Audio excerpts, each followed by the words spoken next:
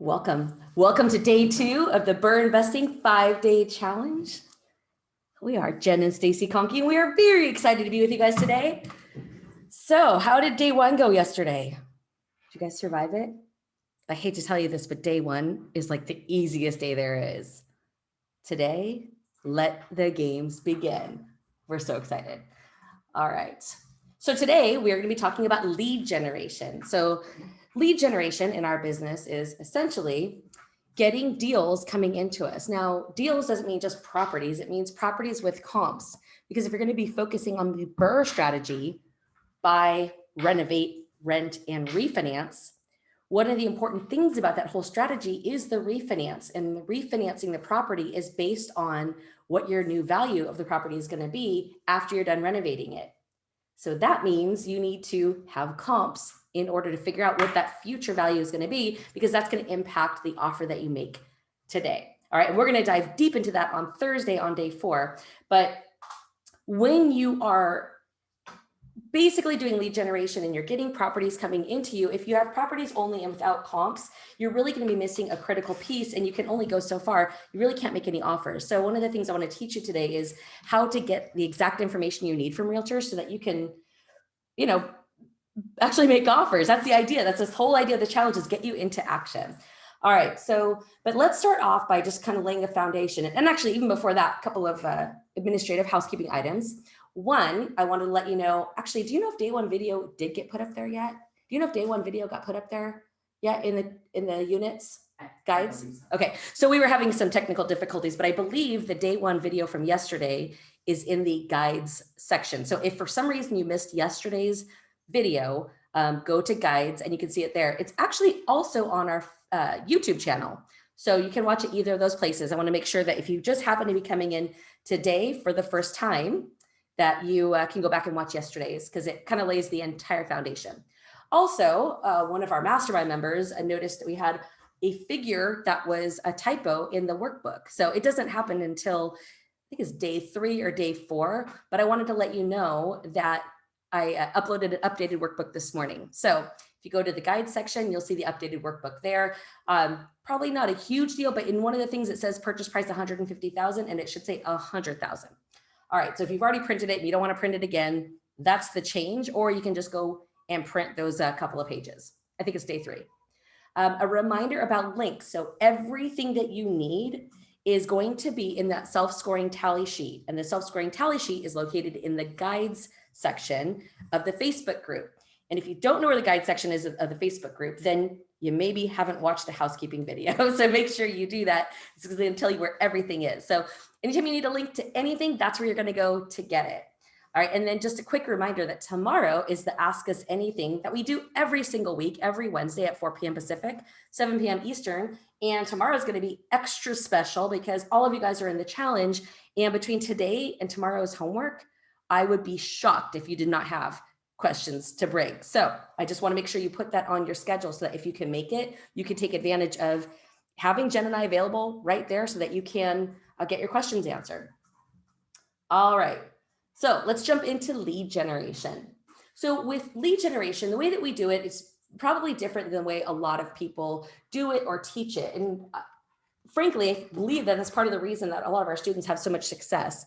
Not only is our program set up for taking action, not just education, we also, sorry about that. We also do things differently. One of the things we do differently is we highly leverage professionals to find our deals, where, a lot of people are doing mailing out letters and skip tracing and driving for dollars and putting out signs and things like that. Those things are all fine, except they're very time consuming and very expensive.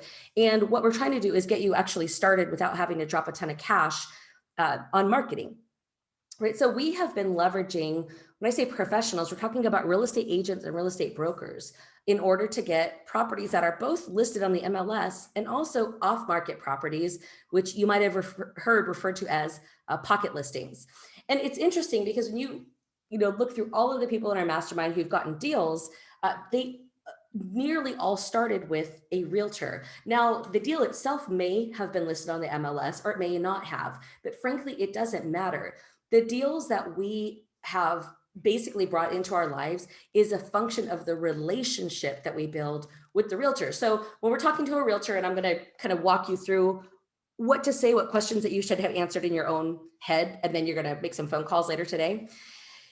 When you're communicating to the realtor what it is you're looking for and what you want, and then they're going to go out and look for it, they're going to be talking to their colleagues saying, hey, I have an investor looking for this, this, and this.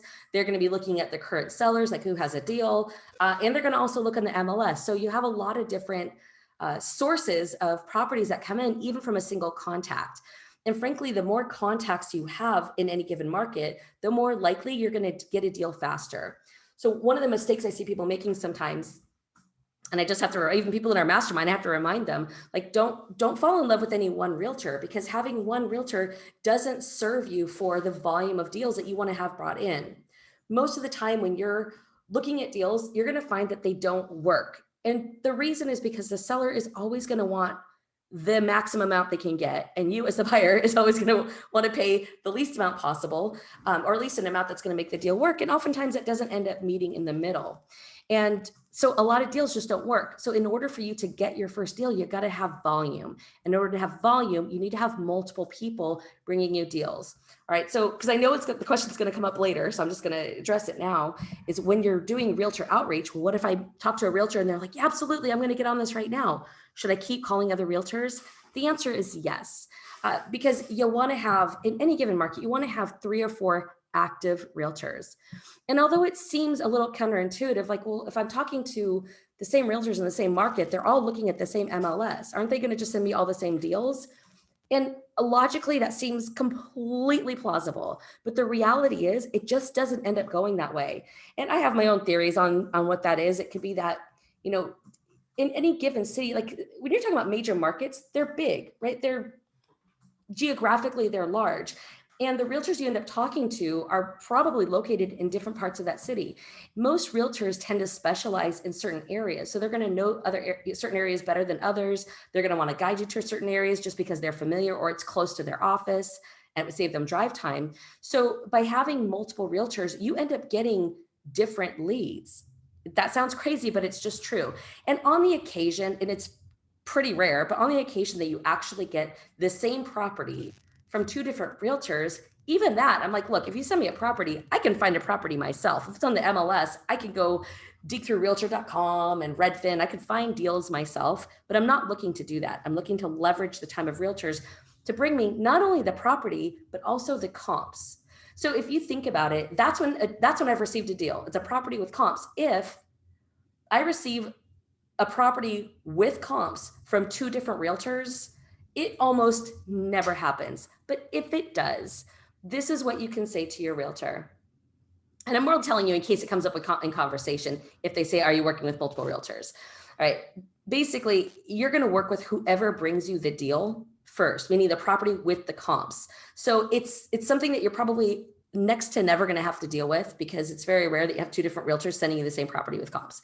All right. And if it happens, you just say, look, this other realtor sent it to me first, and I just have to honor that for my own business ethics, that, that they'll be the one that writes up the offer. All right. So anyway, you're going to find that a lot of the deals that come to you over time, you just start building the relationship and showing you're serious, showing that you actually will write offers, will come from off-market listings from the realtors you built relationships with. All right. The other thing that you can do is you could leverage wholesalers. Now, with wholesalers, there's a couple of different ways that you can do that. If you're looking for the BRRRR strategy, well, one, if you're active in different real estate related Facebook groups like ours, for example, and there's others out there as well, a portion of the people who are in the group are actually there to make money from wholesaling. So wholesaling is when you go and find a deal, and then you basically sell the rights to the contract to someone else. Now, the way that we teach wholesaling, and so people who are wholesaling from our mastermind, is you don't just find the deal. You find the deal, get the comps, verify the market rents, get the contractors out there to get quotes. So a lot of the due diligence is already done by the time you're getting it. So leveraging wholesalers allows you to kind of step into a deal much further along than if you were just opening a market for the first time.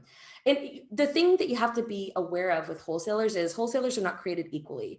The thing that we teach the people who are in our program and are wholesaling deals is, look, don't just throw together some stuff and throw it out there. Offer real value. And expect to be paid for that value that's being offered. But one of the big differences between buying a property that's listed on the MLS or off market, but through a realtor, and buying a property with a wholesaler is that when you're making an offer for a property with a realtor, you're going to ask for a due diligence period. Let's say it's 10 days, right? So that's going to give you 10 days to get your contractors out there, get a home inspection, verify the market rents, verify the ARV, get everything set. When you're buying a property from a wholesaler, you don't have that due diligence period. So the difference in working with a wholesaler is that you have to do the due diligence basically before you write your offer. Okay, so that's a really big difference, and it's important to know, because if you say, okay, here's my $1,000 earnest money, and you're thinking now you have 5 to 10 days to go investigate, that's not the case. Once you give your deposit, it's non-refundable. So that's why it's nice to work with a wholesaler who's actually done a lot of the due diligence, because you can review and validate what they've done. And if there's anything else that needs to be done, you can do that, but it will just help to save you some time. But most of the time with wholesalers that you'll find on like Craigslist or on other Facebook groups that aren't trained the way that we teach it, you need to be very diligent in doing your own due diligence, because it's not common for wholesalers to do the due diligence for you. All right, so just make sure that you're creating the space to do the due diligence before you put down a deposit, because once you're in, and that's that. All right, and then I want you to consider the possibility of leveraging networking. Now, if you are coming into this business and you've got plenty of time and plenty of money, then networking for money probably isn't really high on your list of priorities, and nor does it need to be, because you have the two things that it takes to do a deal, right? You have the time, you have the funds, and of course you need the knowledge and you need the willingness and all of that to do it. Oftentimes what somebody is missing, this might relate to any of you guys who are listening, is you're either missing the time factor, like you really want to do a deal, but you're struggling to have time to build the whole business, or you might have time, the willingness, or you're just going to do it, but you don't necessarily have the funds.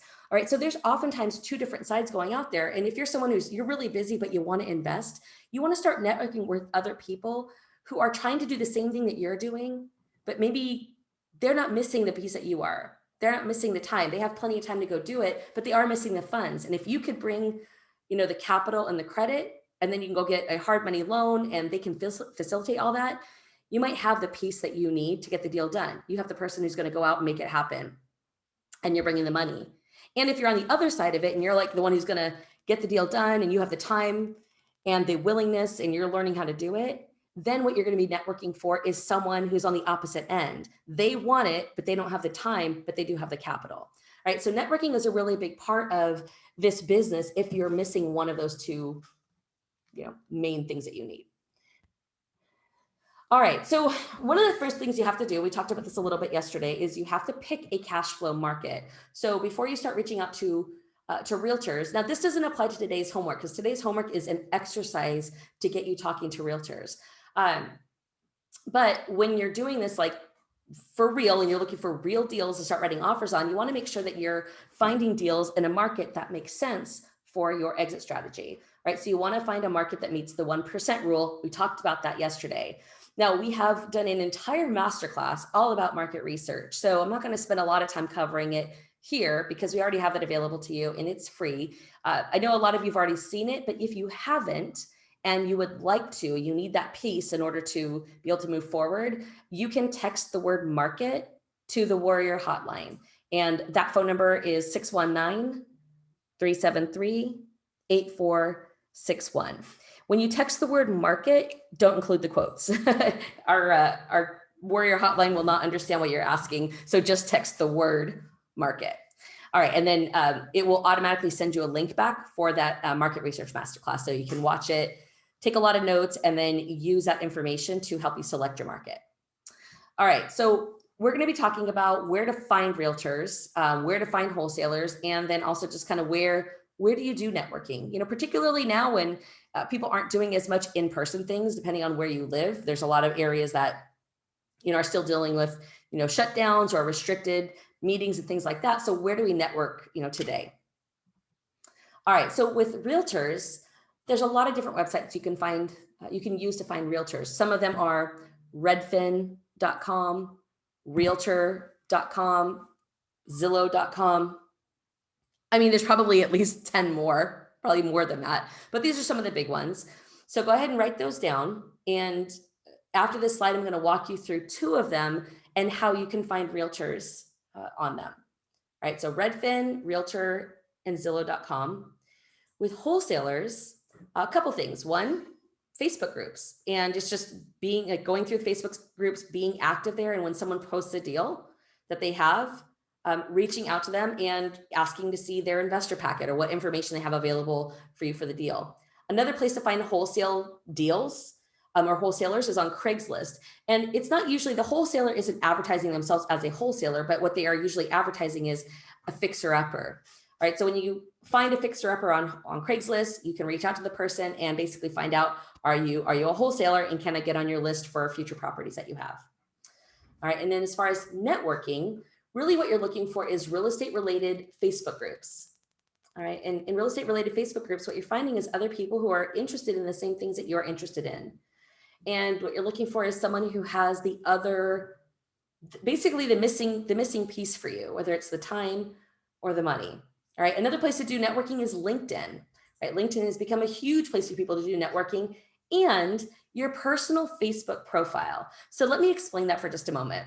Obviously, you're not networking on your personal profile, but one of the things that people will sometimes miss is recognizing that you have, I mean, you might have a couple hundred up to 5,000 Facebook friends, right? And oftentimes you end up being Facebook friends with people that you don't even necessarily know, particularly if you end up joining real estate related Facebook groups and you get to network and people will send you friend requests. You might send them friend requests. So as your Facebook friends are growing and growing and growing, if you are not using your personal profile as a way to, in a way, inform people of what you're up to and what you're doing, you're really missing out on the potential for partnership. So for example, if everything on your Facebook page is about, you're sharing other people's videos and food and your family and kids and stuff like that, which all of those things are fine, but you're neglecting to put anything about your real estate investing on there, people don't even realize that you're doing that.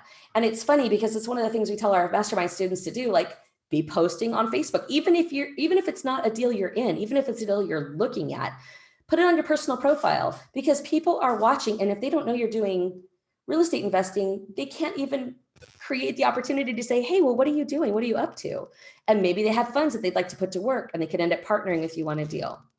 All right, so your personal Facebook profile, if you start looking at it like a marketing opportunity, it doesn't mean everything has to be real estate. And frankly, it's better if you can mix it up a little bit, like be a real human being, but make sure that at least every few days you're putting something there about your real estate investments. All right, Facebook doesn't love outside links. So if you're sharing something that's from, someone's YouTube channel or another Facebook group or something like that, well, actually Facebook group might be okay, but if you're sharing something from the outside, Facebook has an algorithm and most people won't see it. So what you want to do is actually create a post. Pictures work great. And I'll give you some examples as we go through this after I show you where to find the realtors so that you can get some ideas and start doing it. And I'm telling you, if you're doing this 2 to 3 days a week, people are starting to comment, you're going to find that there's a lot more people in your network that are interested in real estate than you realize right now. All right, so the first website I want to walk you through, and it's more just to show you how to get around, is Redfin. And keep in mind, I am not showing you these websites for you to go find properties. I mean, if you want to do that, you certainly can. But if you want to be someone who steps into the shoes of a CEO in order to run your business by leveraging the time and expertise of professionals in that market, then you're going to use what I show you to find realtors, not deals. Okay, but it is safer. It's not safer. It feels safer. You don't have to step so far outside your comfort zone. You can feel like you're quote unquote doing something if you're out there looking for properties. But I'm telling you, you're doing yourself a disservice if you don't push yourself to actually reach out and call realtors. All right, because what you'll find is a month from now, you still won't be doing anything. You'll still be looking at properties online instead of being under contract like other people who are willing to just do the scary thing and get on the phone. All right. So that's where we're going with this. So understand this is to find realtors, not find deals, although you are going to find that there are properties there. So when you go to redfin.com, you'll see right there, it has city, address, school, agent, zip. I would just put in the market. So put in the city and the state, and then you would hit enter. So I just picked a random market and I picked Des Moines, Iowa.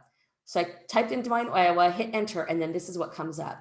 So as you see the little green circles that are on there, those are basically all the different listings. And I can zoom in. If I go to the bottom right part of the map, I can click on the plus and it will zoom in, zoom in, zoom in, and then I would be able to see like the individual properties. But for right now, it shows you the border of the city and then the properties that are available for sale there. So if you look over on the right side, you're going to see like it says showing 41 of 422 homes. So if you scroll down, you see pictures of the houses and the prices and all of that. Cool. Don't touch it. Don't even think about it. Look away. Look away. All it's going to do is rabbit hole you down into spending a lot of time doing absolutely nothing. So instead, what you're going to do is go over to the top right and click on more filters. So once you click on more filters, this is what your screen looks like. So what I did on this one is I clicked on multifamily. So over on the right, it gives you the opportunity to do filters. So you can filter by price, bedrooms and bathrooms, what type of property, is it for sale or is it sold? You could even click fixer uppers. The only thing about fixer uppers, well, this would be if you were looking for property, but again, I don't even want you doing that. But what I found is a lot of times if you click on fixer uppers, nothing will show up, even if they are fixer uppers, because it depends on how the agent, like what boxes they clicked when they listed it. It may or may not connect with Redfin's fixer upper algorithm. So you may or may not see those properties. But anyway, so if you clicked on multifamily though, and just leave fixer uppers blank, I more just wanted to point out that it's there, and you hit apply filters, what comes up is all of the properties that are within the border of Des Moines, Iowa. That red circle that's on the map right now, I just added that so that you will not see. So what you'll see is all the different properties that are for sale that are labeled as multifamily. All right, so I picked one at random and I clicked on the one that says 85K. It's kind of the one that's at the almost like bottom right, right near the river. So I clicked on that one to see what would come up. All right, so then this is the next screen. So now that 85K property is in red, and then over on the right side, it shows the property. So I see 85,000, 4 beds, 2 baths, 1151 square feet. And I'm like, so is that a house, 4 beds, 2 baths? So I'm going to click, because I put multifamily, so maybe they listed it wrong. I don't know. So I'm going to click on it and I'm going to see. Now, again, I am not doing this for the property itself. I'm doing this to find the agent, but I do want to walk you through kind of what the steps are. Because here's what I'm really looking for. If I'm on Redfin, I'd really ideally like to talk to any of the listing agents who are selling multifamily property, because chances are, if they're the listing agent of a multifamily property, they probably are also investor friendly. They probably deal with investors. Otherwise, it's unlikely they would be listing an investment property. All right. So, and that doesn't hold 100% of the time, but it's a lot more likely that they are investor friendly based on this listing. All right. So when I click on it, this is the page that comes up.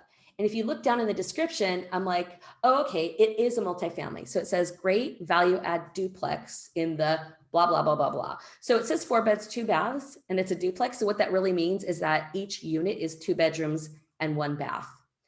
The thing that's a little bit tricky about Redfin is that every market is a little bit different, because Redfin is basically a program. It's not quite software, but let's call it just a software program that goes into each market that they're in. They're not even in every market. And it figures out how to go into the MLS, the multiple listing service, and pull data so that it can be available for people to go use Redfin to find it. Well, since every market's a little bit different from the way they do it in the MLS, markets are a little bit different how they do it with Redfin also. So even though in your mind, it's like, well, it's all Redfin, so it should all be the same. It's because they're pulling information from the multiple listing services in those different markets.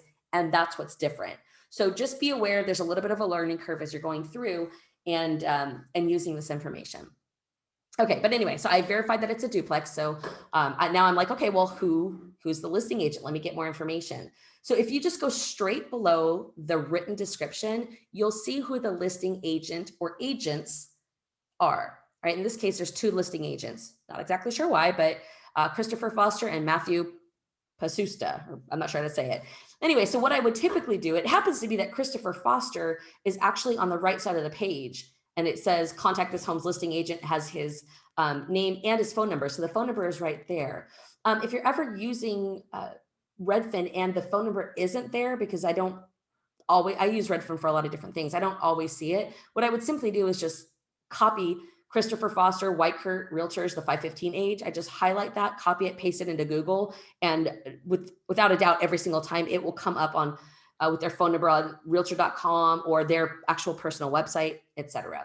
All right, so it's pretty easy to find. So you're going to get that information, get the phone number and write it down. And this is going to be one of the realtors that you can then reach out to and talk about what it is you're looking for and, you know, find out if they would be a good fit to help you.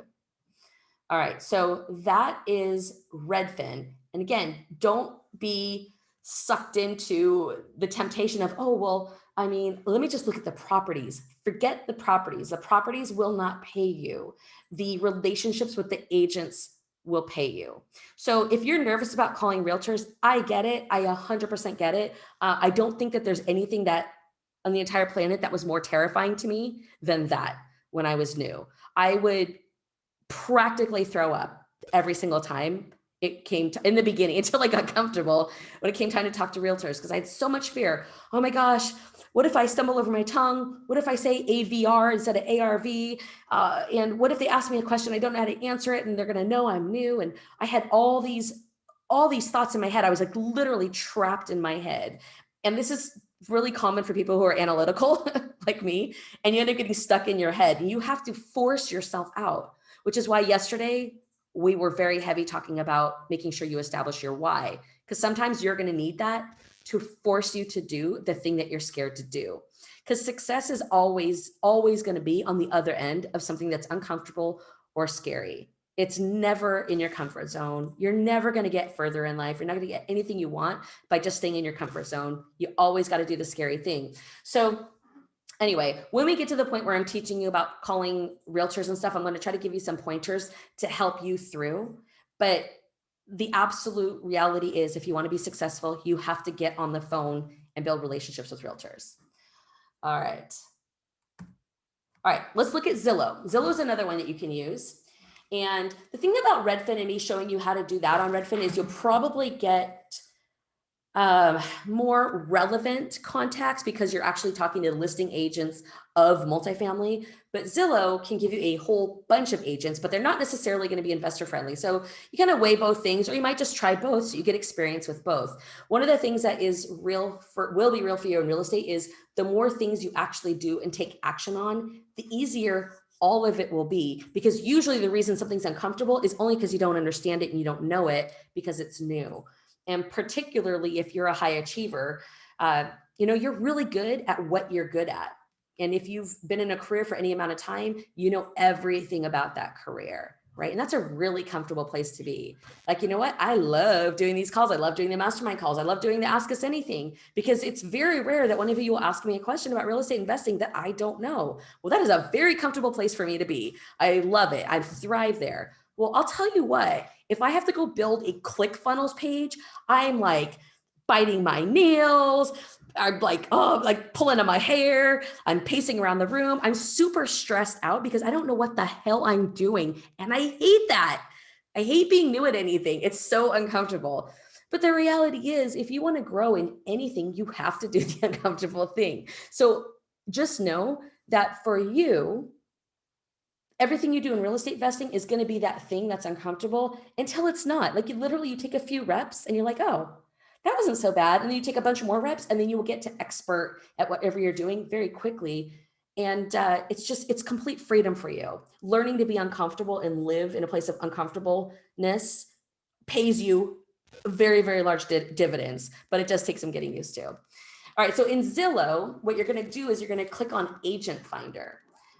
All right, and then actually, I can't remember if you put the city in first or the agent finder in first. But anyway, so let's say I put in, I think I did Des Moines, Iowa in this one too. So Des Moines, Iowa, and then you click on agent finder.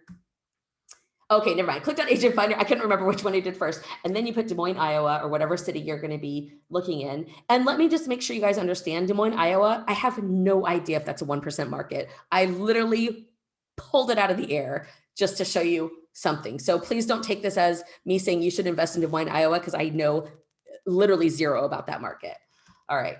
So this is what happens. I put in Des Moines, Iowa, and this is what you're going to see on your screen. So you'll see at the very top, featured agents. Now the featured agents, every time you come to the page, it might be a little bit different. It's for the agents that pay Zillow to be featured. So it's part of their marketing dollars to be at the very top. It doesn't mean that they're good or bad or experienced or not. It means that they sent marketing dollars to be at the top. You're 100% fine to call out and reach out to them, but I didn't want you to have an expectation of what being up there means different from they're up there because they've paid to be up there.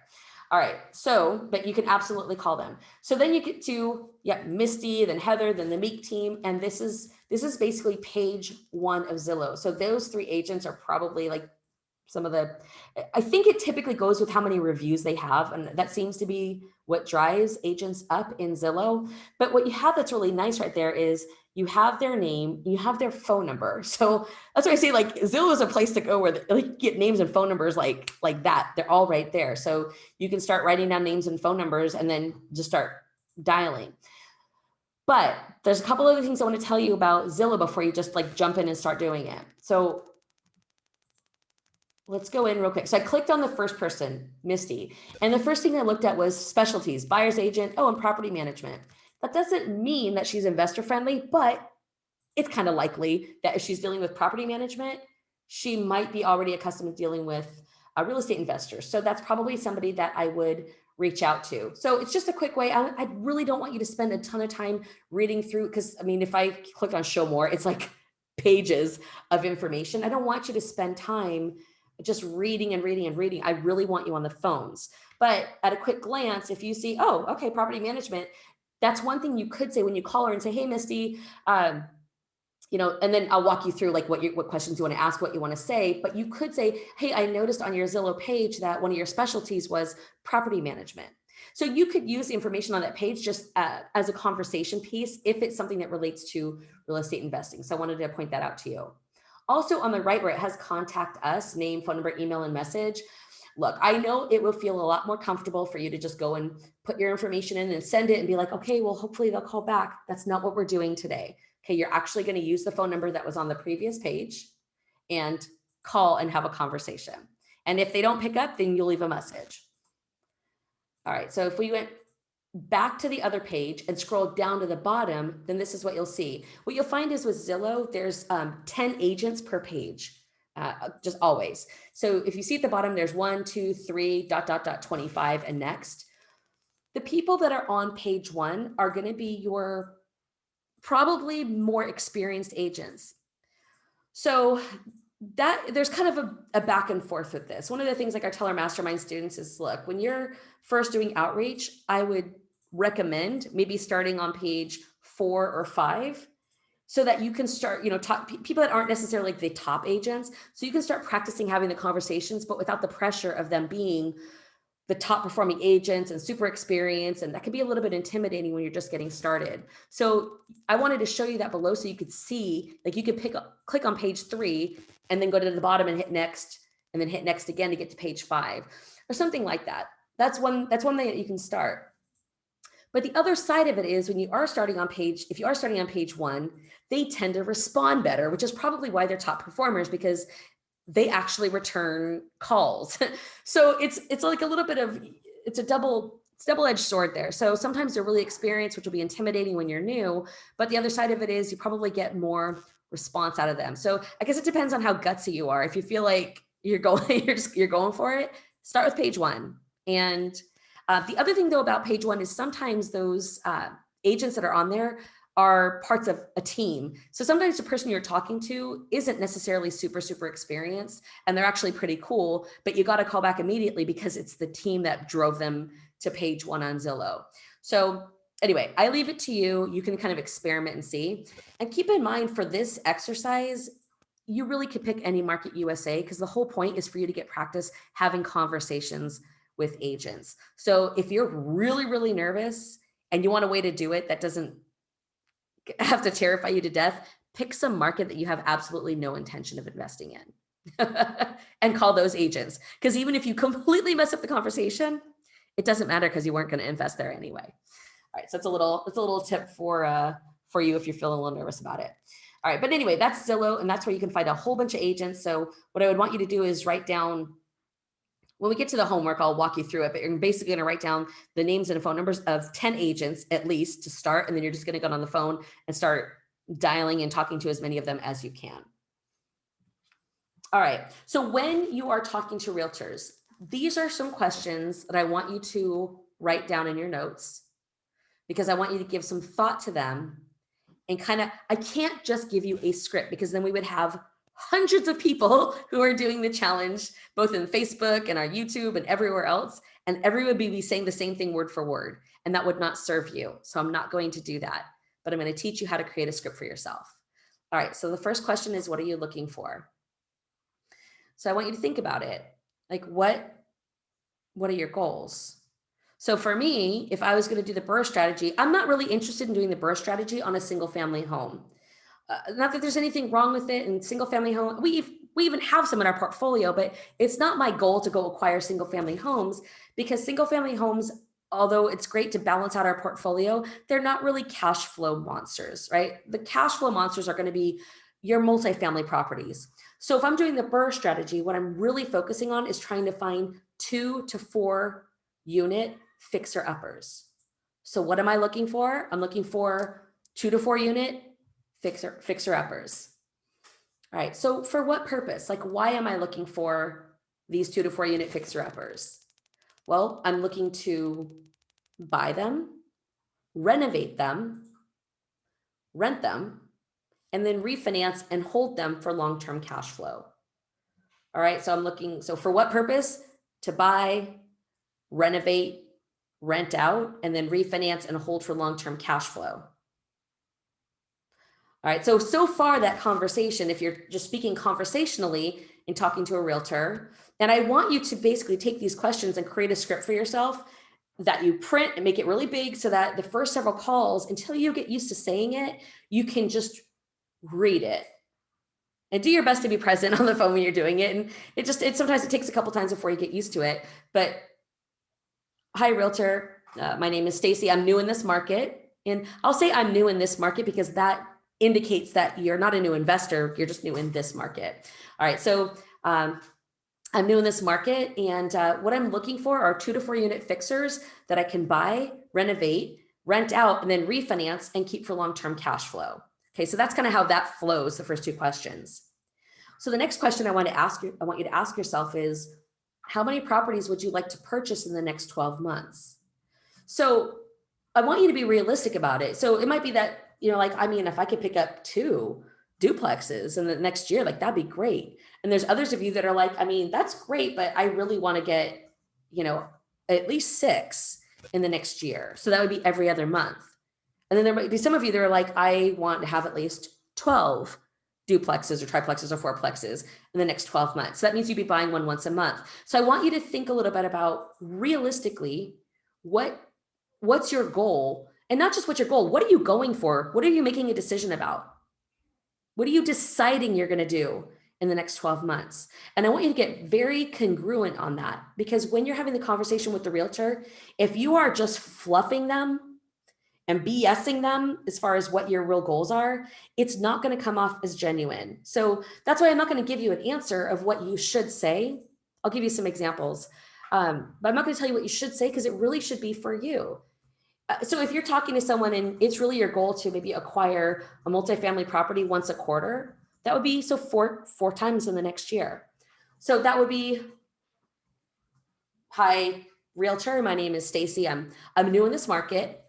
What I'm looking for are 2 to 4 unit fixers that I could buy, renovate, rent out, and then refinance, and then basically do it again.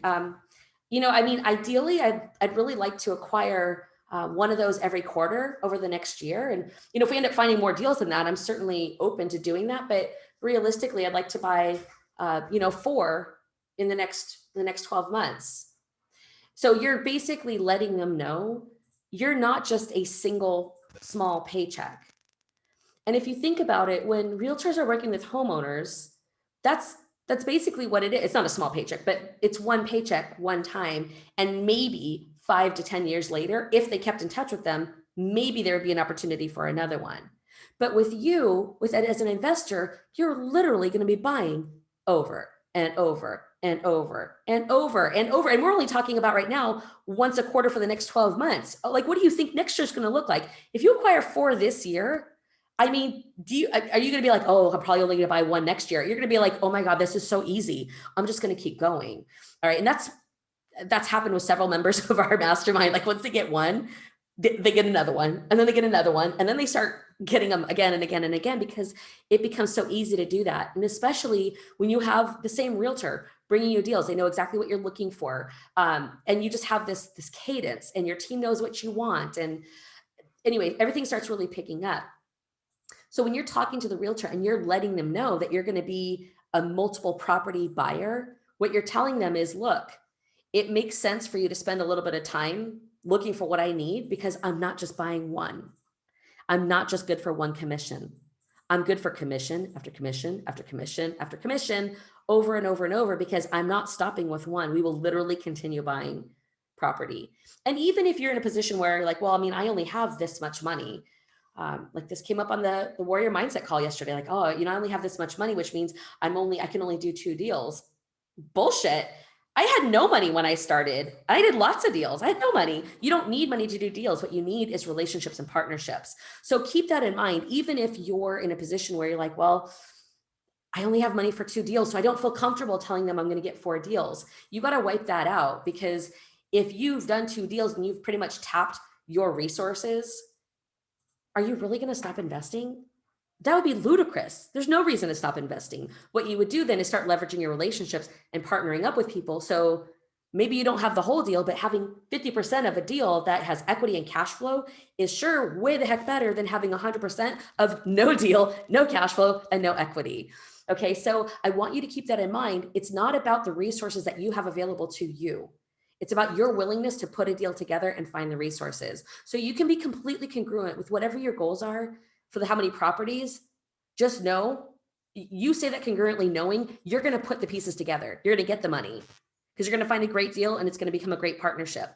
And if you have a ton of money, then obviously then you're not worried about that. But I know a lot of people with the BRRRR strategy, part of the reason it's attractive is because you may have a limited amount of capital that you're trying to maximize. And the BRRRR strategy allows you to put that capital into a deal, fix it up, rent it, refinance it, and pull that capital or some of that capital back out and be able to do another deal. But don't be limited by thinking that it has to be your capital. That's a very limiting mindset. And I want to help you break out of that so you can be as unlimited as your future truly is. All right. So how many properties? Next is, what do you need from the realtors? So I told you earlier, like, what is a deal? Is a deal someone sending you a list of properties? Like on an auto drip. An auto drip is when you tell the realtor what you want and they put it in their program, and basically every day you get a random email with all sorts of properties that don't make any sense for what you're looking for. But there's it's not an email from the realtor who selected them individually for you. There's no comps. That's not what we're looking for. What you're looking for is, one to 2 listings. I say 1 to 2 because when you make it very easy for them, like, oh, okay, though that's not so bad, then it's more likely they'll do it. So you can say, look, I don't need a lot from you. What I'm looking for is 1 to 2 listings with comps. So I need 1 to 2 listings of, in my case, 2 to 4 unit fixer-uppers that are vacant, so I can buy them and renovate them and then rent them and refinance them. But I do need to have the comps with them. And what you could say is, look, for the comps, you can just send me everything that's within a 1 mile, especially if you're dealing with multifamily, you got to go a little bit further out than I typically would if I was looking at a single family, like to flip. So what I'll tell them is, look, send me everything that's sold in the last 12 months within a 1 mile radius. That's multifamily though. Make sure that they're actually multifamily. You don't want to be trying to compare single family homes to duplexes, because they're not the same animal at all. It would be a mistake. So to say, just send me everything within a mile and that's sold in the last 12 months. And that will allow you to start looking at what are the values of other properties in the area that are similar to yours. So then what you're looking at is, in the comps, something so if you're looking at a duplex, then you ideally are looking at other duplexes that have sold. And are they 3-bedroom, 1 bath? Are they 2-bedroom, 1 bath? How many square feet? What year were they built? So you're looking for properties on that comp sheet that are as similar to yours or the subject property as possible. And ideally, they've been upgraded or renovated. And if they're very similar in all those ways and they've been renovated, then you're looking at, it's almost like it allows you to predict the future. Now, nobody can predict the future, but if you're looking at the crystal ball, what you see is a whole bunch of little duplexes in that crystal ball, and you're like, oh, that duplex looks just like mine, or at least it will when I fix mine up. Then you're like, okay, well, that one sold for 180,000 and it's almost exactly the same as mine. And it's even kind of in the same neighborhood. There's no like major dividing lines, no highways or anything separating the comp from the property. I can, all of a sudden I just heard my voice in the background. Anyway, I can look at that property and say, okay, you know what? I think that when I'm done fixing my property up, it will be worth that amount because that property is just like mine, except it's fixed up. All right, so that's the idea. I don't want the realtors spending a lot of time trying to pick out the best comps. And yes, it would save you time. The challenge is the more work it is for them, the less likely they're going to do it. And frankly, what you need right now is to get into action. So what you need is, that's why I want you to make it easy for them. Send me everything that sold last 12 months in 1 mile, and I will go through it. You can go through it. And then if it doesn't have a lot of information on the comp sheet, you can always go into Redfin and pull. So if there's a duplex that you're like, well, I think that's like mine, but I can't quite tell, you can go into Redfin, put in the address of that, and then go get the property details and see how close it is. Okay. So when you're explaining what do you need from them, say, I just need 1 to 2 listings of 2 to 4 unit fixer-uppers, that are vacant. But I also need the comps. And for comps, you don't need to spend time figuring out what is the best comps. I'll do that. Just send me everything that's sold within the last 12 months within 1 mile radius. That's also multifamily, 2 to 4 units, and I'll go through that. Okay. So that's the gist of it. So you're going to put that into your script, that last part. And then the final thing that you want to do, and I trained people in real estate one-on-one for a very long time. And when I added this last piece, the amount of activity of getting properties with comps in quickly, it totally blasted it out of the water. So I'm going to share that with you.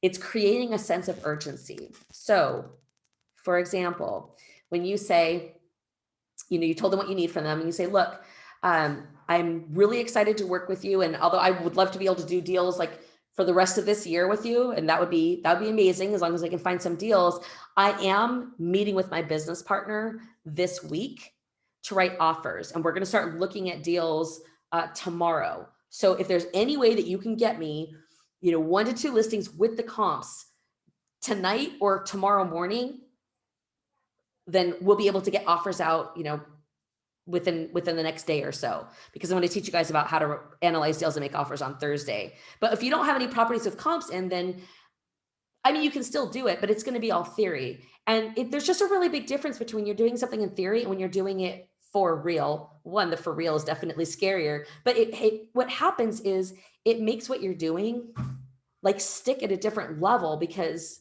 it's a real deal. All right. So I really want you to create that sense of urgency. I'm meeting with my business partner, and I could be your business partner. Okay. Not really, because we don't do our deals with our students, but you can position Jen and I as your business partner. So I'm meeting with my business partner tomorrow. We're going to start looking at deals and, and writing offers by the next day. That could be true because you are going to be meeting with us because you're going to be on the live. But creating that sense of urgency will be the difference between you getting properties with comps in the next day versus maybe 3 or 4 weeks from now having to follow up multiple times. All right. And here's why. When you tell them we're going to be writing offers within the next couple of days, and they're looking at their list of 300 things to do, if you think about for a second, how does a real estate agent get paid?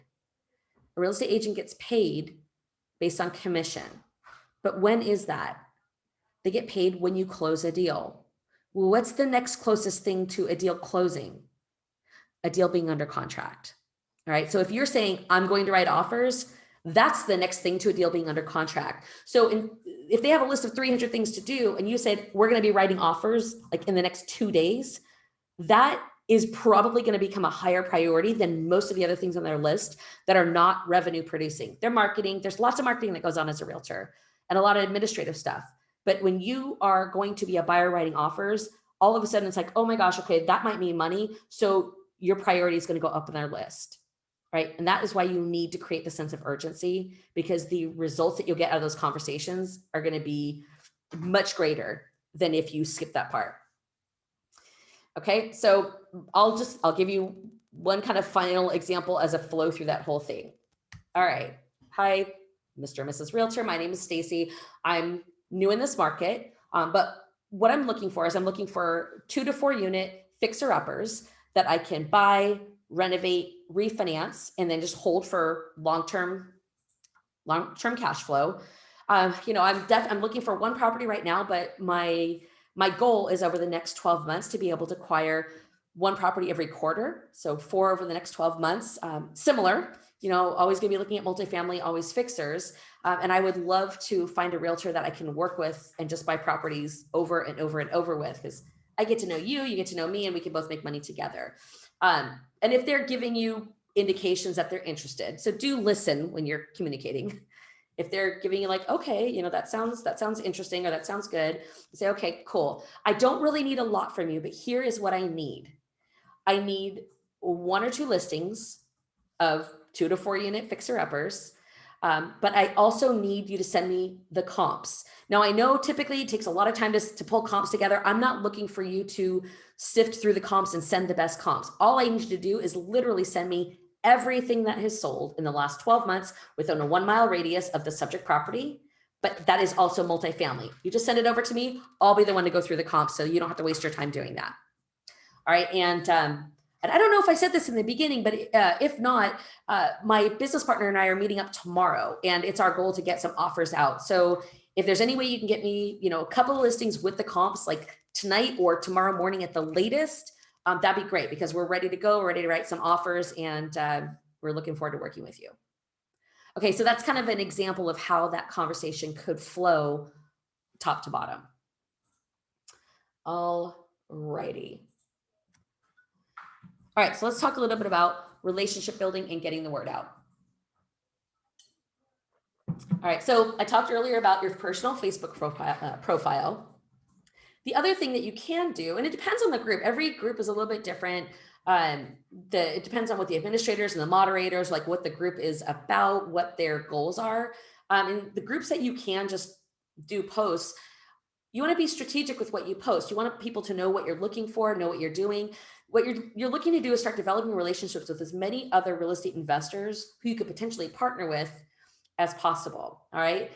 So in real estate investing related groups, you're looking to do networking and building relationships. So when you see, and the challenge is a perfect opportunity, because of course we give you guys bonus points for it's not networking, but for all of your interactions and things, you get bonus points. So this is a great way to start practicing. But adding value is, going into real estate investing related groups and seeing like what people's questions are, or comments, and just commenting or adding value. Or, hey, someone just got their first deal under contract, be like, congratulations, that's awesome. Or if someone says, hey, does anyone have any experience with blah, blah, blah, and you happen to know an answer to the blah, blah, blah, like just adding value.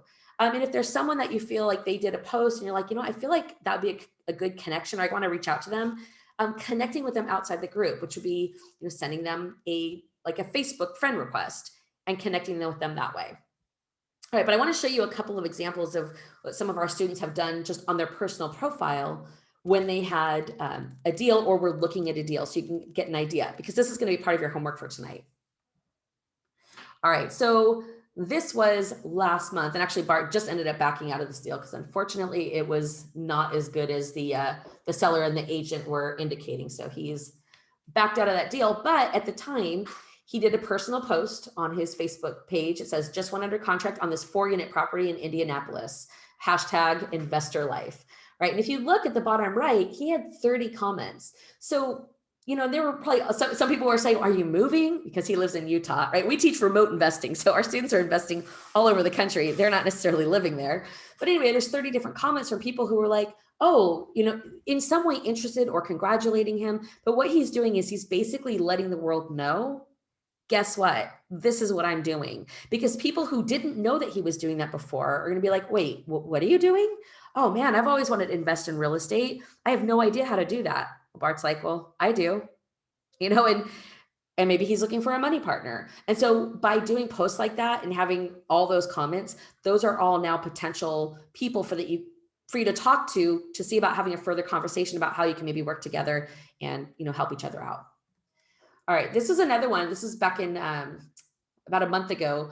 So this is an example of, so Cami is someone who's in our mastermind, and I was telling her, like, look, you don't have to have the property under contract. She did end up getting that one on the right under contract, but you don't have to have the property under contract. It could even be something that you're just looking at or something you just wrote an offer on, right? So what she had put in the top left one was, I'm not sure if you guys can see it, depends on the size of your screen, but it says, I'm really excited about the offers I put out this week. Here's one. And she put a picture of the property.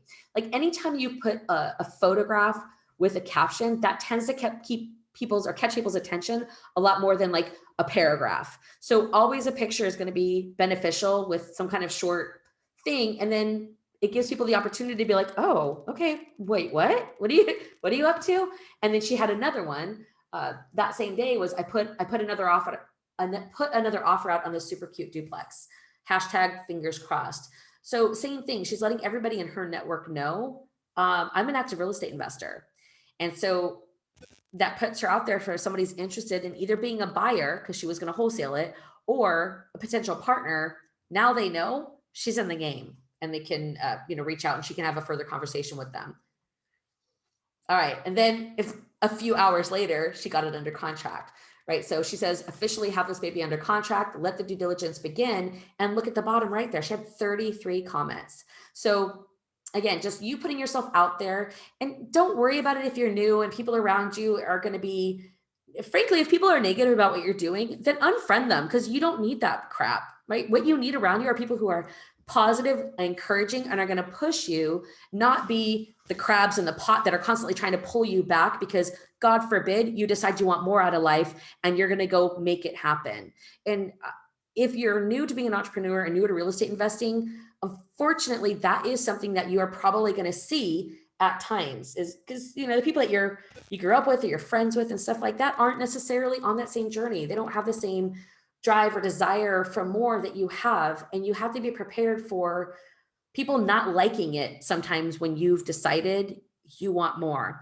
And unfortunately, if that's going to be the case where someone's going to be discouraging you or saying anything negative on your Facebook where you're working on like getting out there, then you really should just unfriend them from Facebook. Doesn't mean you have to not be friends with them in real life, but you don't need any negativity coming at you when you're building a new life for yourself.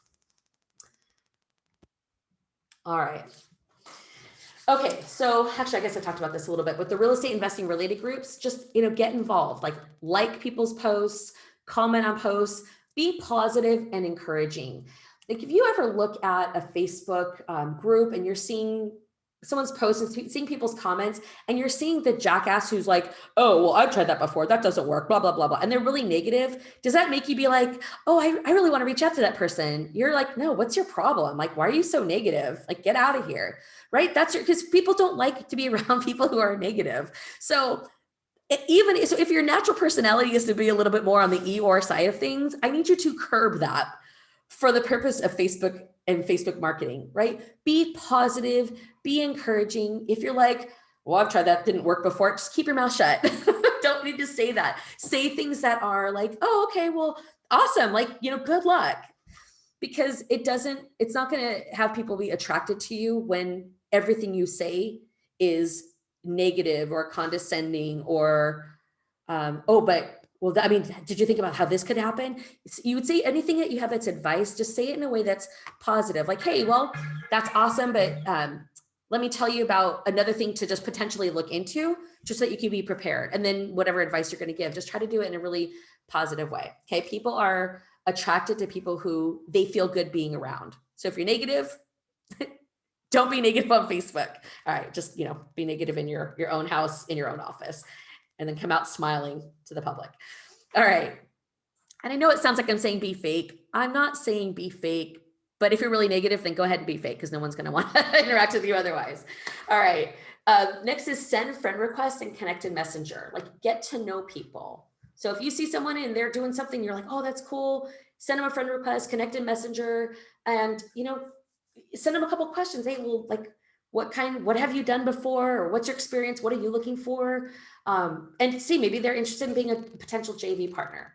Okay. Again, if you don't have any, if you have all the funds you need, you have all the time you need, and then maybe you don't need to focus on this so much. But if you're in any of the other positions, and most of the time people are, they're just getting started, take the time to really connect with people, because people do business with people that they know and like. So if you don't take the time to get to know them, then it's kind of a hard leap to get into a deal with somebody. All righty. So let's talk about your homework for today. I want you to make a list of 10 or more realtors. All right. So in your workbook, I made a space for you to do that. So you can put your realtor name, phone number, email. All you need for initially is just their name and phone number. The reason I put email there is if you happen to be talking to someone and they give you your email, you have a place to write it. Okay, so make a list of 10 realtors. I want you to talk to at least 3 of them, 3 or more, and let them know what you're looking for. So create your script right after this call, assuming you have time, or as soon as you have time, start creating your script and start reaching out. Okay, as you have those conversations, this is something that's probably going to come up. They're going to ask you questions that you don't know how to answer, and it's going to freak you out. Unless you're that really outgoing personality and you don't care, nothing scares you. Oh, and then I'm really jealous. But I know most people are like, oh man, I don't want them to ask me a question I don't know.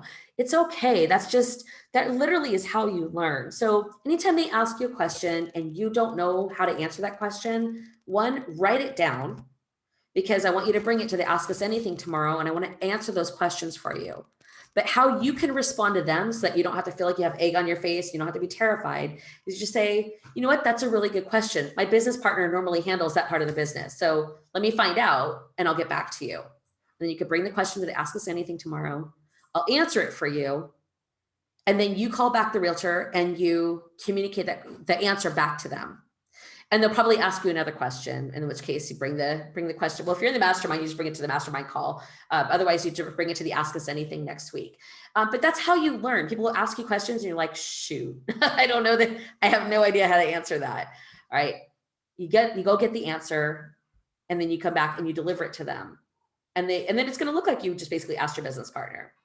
All right. So don't be afraid of the questions you don't know. You just basically say, oh, that's not my part of the business. I'm the one who does all the outreach and building the relationships. My business partner handles that, but I'll get an answer for you. Okay. And then you call them back. I also want you to get a picture of a fixer-upper. It could be I don't care if it's a duplex or not, just make sure it's something ugly so that it's obvious. I want you to put up a picture of a fixer-upper and put some kind of comment, like checking out this fixer-upper, for my first BRRR deal, or to do my next BRRR deal, or BRRR investment deal, or looking forward to building long-term cash flow after I fix this up. Like, say something about the picture. And the whole point of that is to get in the habit of doing it, but starting to put yourself out there, like, look, this is what I'm into.